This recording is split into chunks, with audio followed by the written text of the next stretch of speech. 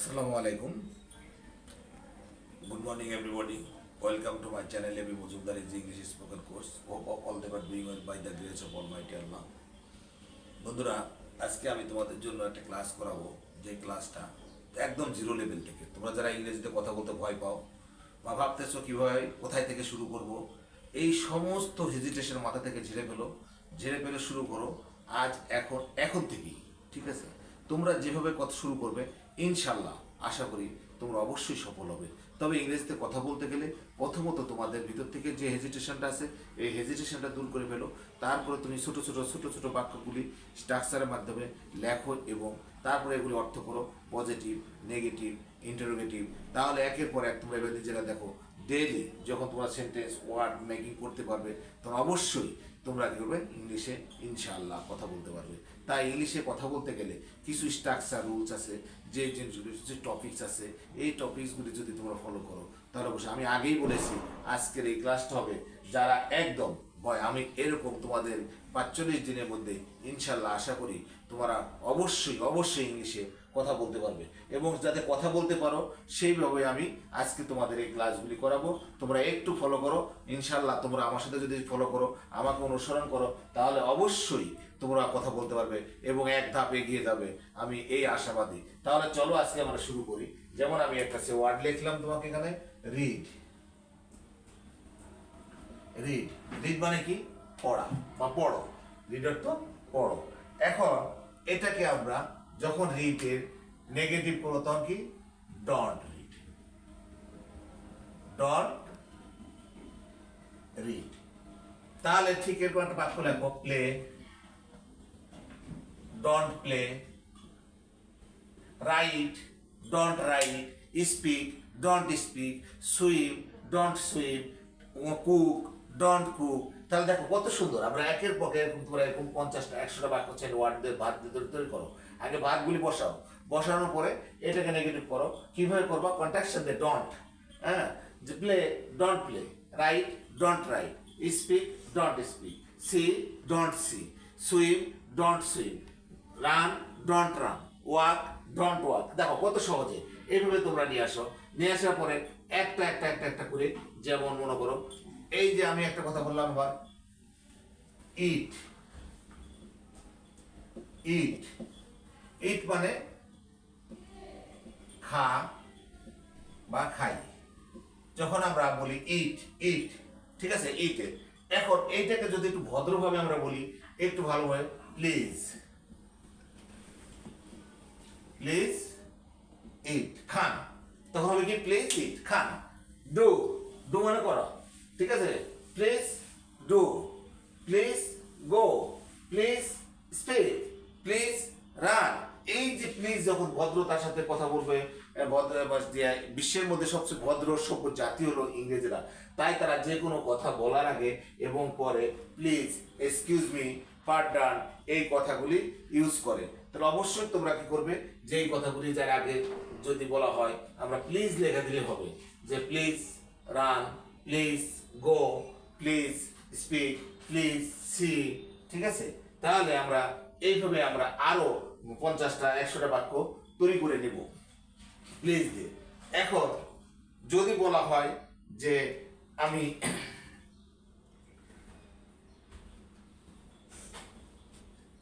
Go to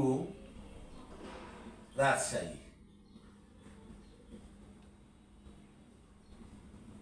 go to Rajshahi, ঠিক আছে, go to Dhaka, go to Uttara, go to England, go to America, go to Africa.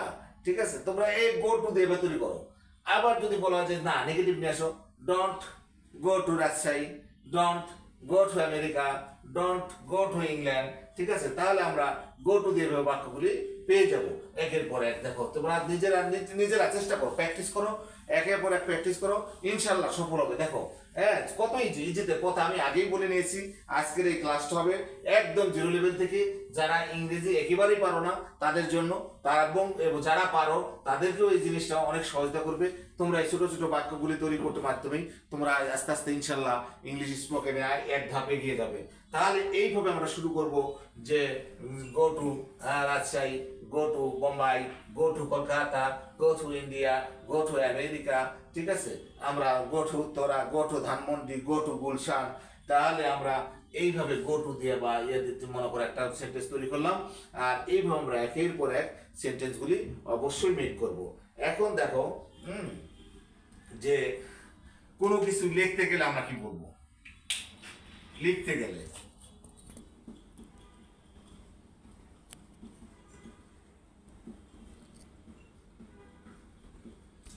আমরা কি করি? বলি টু রাইট। তাহলে পড়তে গেলে টু রিড, খেলতে গেলে টু প্লে, হাসতে গেলে টু লাভ, হাঁটতে গেলে টু ওয়াক, দৌড়াতে গেলে টু রান। দেখো কত সহজ। এইভাবে তোমরা একের পর এক, তাই আমরা প্রথম শিখলাম যে পজিটিভ শব্দটি এবং সাথে সাথে যে ইংলিশ বলার সাথে সাথে তোমরা কি করবা? সেটাকে বাংলায় রূপান্তর করবা। বাংলায় রূপান্তর করলেই তাহলে তোমাদের এটা সহজ হয়ে যাবে। তো আমি আশাবাদী। এখানে দেখো যে আমরা যে শিখলাম যে লিখতে গেলে টু রিড, তাহলে এইটাকে আমি এখন যদি বলি টু প্লে তখন হবে খেলতে গেলে, ঠিক আছে। যদি বলি টু রান তখন দৌড়াতে গেলে, টু স্পিক বলতে গেলে, টু রাইট লিখতে গেলে, টু রিড পড়তে গেলে, টু ওয়াক হাঁটতে গেলে। ওকে, এখন দেখো চর্চা করতে হলে আমরা কি করবো?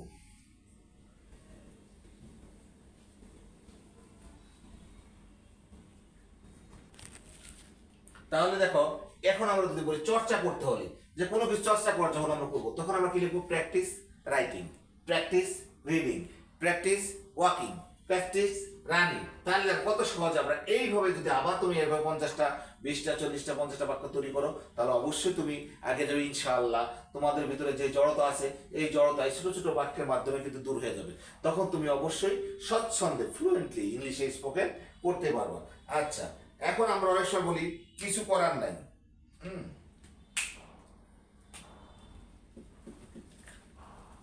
কিছু করার নেই। ওকে, তাহলে এটা কি হবে? Nothing to do, nothing to do, কিচ্ছু করার নেই। নাথিং টু রিড, কিছু পড়ার নেই। নাথিং টু রাইট, কিছু লেখার নেই, ঠিক আছে। নাথিং টু সে, কিছু বলার নেই। এইভাবে তোমরা এই এই কিছু করার নেই চর্চা করতে হলে এইভাবে মনে করো বাক্য একের পর এক তোমরা সাজাও এবং নিজের থেকে নিজেরা তৈরি করো, ইনশাল্লাহ দেখবে অবশ্যই সফল হবে, ঠিক আছে। তারপর দেখো আমরা অনেক সময় বলি আমাকে পড়তে দাও।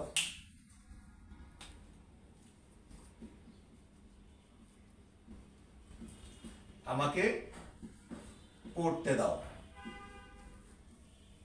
তাহলে আমাকে পড়তে দাও কি হবে? Let me read, let me read. তাহলে আমাকে লিখতে দাও, লেট মি রাইট। আমাকে বলতে দাও, লেট মি সি। আমাকে হাঁটতে দাও, লেট মি ওয়াক। আমাকে দৌড়াতে দাও, লেট মি রান, ঠিক আছে। এইভাবে মনে করো আবার তোমরা এটাকে একাধিক বাক্যে রূপান্তর করো, ইনশাল্লাহ দেখবে যে ছোট ছোট বাক্য করতে গেলে এই বাক্যের মাধ্যমেই তুমি ইংলিশ বলা শিখে গেছো, কখন নিজেই ফ্লুয়েন্টলি ইংলিশে স্পোকেন করতেছো। ইনশাল্লাহ আশা করি যে তোমরা অবশ্যই সফল হবে, ঠিক আছে। তারপরে অনেক সময় বলি আমরা এটা পড়া ঠিক না।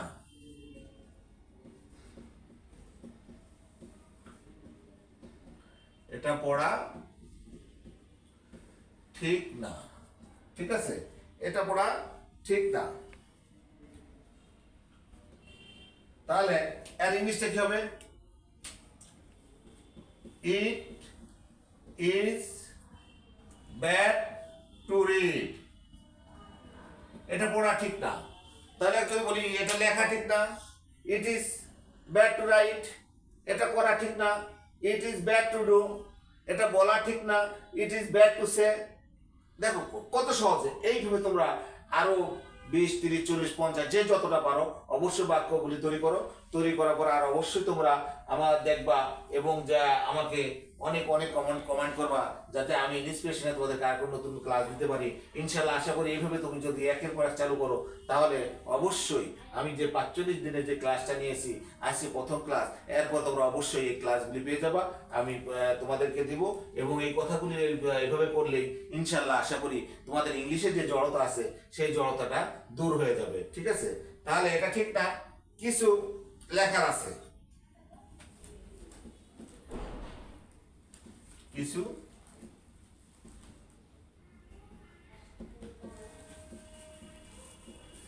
লেখার আছে, আমরা বলি কিছু লেখার আছে। তাহলে সামথিং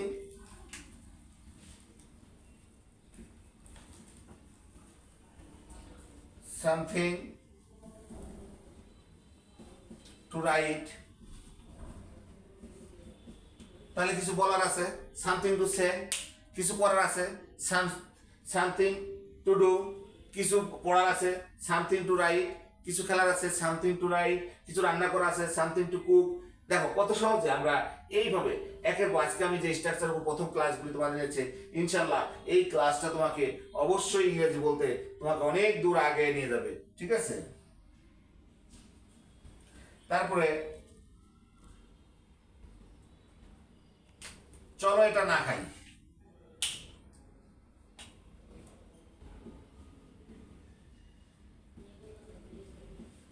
চলো এটা না খাই, আমরা বলি যে চলো এটা না খাই। হ্যাঁ, লেট নট ইট ইট, তাহলে চলো এটা না করি, লেট নট ডু ইট, চলো চলো এটা না পড়ি, লেট নট রিড ইট, চলো এটা না লিখি, লেট নট রাইট ইট। এই যে চলো এটা না করি, চলো এটা করি, চলো ওটা করি, চলো এটা না করি। ঠিক আছে? তোমরা নিজেরা এইভাবে আগে আগে হ্যাঁ যে আমরা বলবো। ঠিক আছে? তাহলে চলো যাই, যদি বলা হয় চলো যাই, চলো যাই, তাহলে তুমি কি বলবা? লেটস গো, লেটস গো, চলো যাই, চলো পড়ি, লেটস রিড, চলো লিখি, লেটস রাইট, চলো হাঁটি, লেটস ওয়াক, চলো দৌড়াই, লেটস রান। ক্লিয়ার? আচ্ছা, আমরা অনেক সময় বলি পড়ার প্রয়োজন নেই, পড়ার প্রয়োজন নেই, প্রয়োজন নেই। তাই এখন আমরা কি বলি যে no need to read, no need to read, তাহলে লেখার প্রয়োজন নেই, নো নিড টু রাইট, বলার প্রয়োজন নেই, নো নিড টু সে, হাঁটার প্রয়োজন নেই, নো নিড টু ওয়াক, দৌড়ানোর প্রয়োজন নেই, নো নিড টু রান, রান্না করার প্রয়োজন নেই, নো নিড টু কুক। তাহলে দেখ কত সহজ, আমরা ইংরেজিতে বাক্যগুলি কত সহজে তৈরি করতে পারছি। এবং তোমরা যদি এইভাবে প্র্যাকটিস করো, চর্চা করো, ইনশাল্লাহ আশা করি অনেক ভালো করবে। হ্যাঁ, এখন এইভাবে তোমরা একের পর এক আগাও, ইনশাল্লাহ আশা করি যে অবশ্যই ভালো করবে এবং খুব দ্রুত তোমরা ইংলিশে স্পোকেন করা শিখে যাবে। ঠিক আছে? তাহলে দেখো আমি এখানে দেখো কোনো কিছুর সময় হয়েছে যখন যাবে, it is time to play, it is time to play, খেলার সময় হয়েছে, ইট ইজ এটা একটা খেলার সময়, it is time to read, এটা পড়ার সময়, it is time to play, এটা খেলার সময়, it is time to swim, এটা সাঁতার কাটার সময়, it is time to sleep, এটা ঘুমানোর সময়। এইভাবে দেখো তোমরা চেষ্টা করো কত সহজে এই কথাগুলি তোমরা ফ্লুয়েন্টলি বলতে পারো। তারপর লিখতে চেষ্টা করো, আমরা বলি অনেক সময় লিখতে চেষ্টা করো, ট্রাই টু রাইট, তাহলে এটা যদি বলি পড়তে চেষ্টা করো, ট্রাই টু রিড বলতে চেষ্টা করো, ট্রাই টু সে দেখতে চেষ্টা করো, ট্রাই টু সি হাঁটতে চেষ্টা করো, ট্রাই টু ওয়াক রান্না করতে চেষ্টা করো, ট্রাই টু কুক। এই যে দেখো কত সহজে আমরা এই কথাগুলি এই বাক্যগুলি ইনশাল্লাহ সহজে। আবার যদি বলি লেখা বন্ধ করো, স্টপ রাইটিং, যদি বলি পড়া বন্ধ করো, স্টপ রিডিং, যদি বলি হাঁটা বন্ধ করো, স্টপ ওয়াকিং, আইন যাবো এখানে আইন বা স্টপ, যদি বলি রান্না বন্ধ করো, স্টপ কুকিং, যদি বলি দেখা বন্ধ করো, স্টপ সিইং, আবার যদি লেখা শুরু করো, হ্যাঁ স্টার্ট রাইটিং, আবার যদি বলা হয় যে দৌড়ানো শুরু করো, স্টার্ট রানিং, আবার যদি বলো হাঁটা শুরু করো, স্টার্ট ওয়াকিং, আবার যদি বলি আমরা খেলা শুরু করো, স্টার্ট প্লেইং, এই যে কথাগুলি দেখো কত ফ্লুয়েন্টলি তোমরা একটা বাক্য দিয়ে, আমি একটা করে বাক্য লিখেছি, তোমরা এটাকে 20টা 30টা 40টা 50টা লেখো। দেখো কত সহজে, কত আশা করি আজকের ক্লাসে তোমাকে 50% আগিয়ে দেবে ইংলিশে স্পোকেন করার জন্য, কথা বলার জন্য। সেই ক্ষেত্রে অবশ্যই ইনশাল্লাহ আমি তোমাদের জন্য তো দোয়া করবো, তোমরাও আমাকে দোয়া করবে যে অবশ্যই এটা কামিয়ে হবো। এখন তো বলা হচ্ছে আমি স্কুলে আছি, আই এম অ্যাট স্কুল। আমি কলেজে আছি, আই এম অ্যাট কলেজ। আমি বাড়ি আছি, আই এম অ্যাট হোম। আমি ঢাকা আছি, আই এম অ্যাট ঢাকা। আমি উত্তরা আছি, আই এম অ্যাট উত্তরা। এই যে দেখো কথাগুলি কত সহজে, আশা করি আমার এই ভিডিওটা দেখে তোমরা অবশ্যই উপকৃত হবে ইনশাল্লাহ। তোমরা এখান থেকে শুরু করো। আজকে আমি প্রথমে স্ট্রাকচারের মধ্যে যে ক্লাসটা দিলাম, এভাবে 45টা ক্লাসের মধ্যে আশা করি তোমরা একদম ফ্লুয়েন্টলি ইংলিশ স্পোকেন করা শিখে যাবে। আমি আগেই বলে নিয়েছি তোমাদের এই ভিডিওটা আজকে তাদের জন্য যারা একদম ইংলিশ পড়তেও পারে না, বলতেও পারে না, ঠিক আছে? তাদের জন্য শুরু করো ঘরে বসে আজকে থেকে মিশন 45, ঠিক আছে? Okay, hope all them are well. Thanks a lot everybody.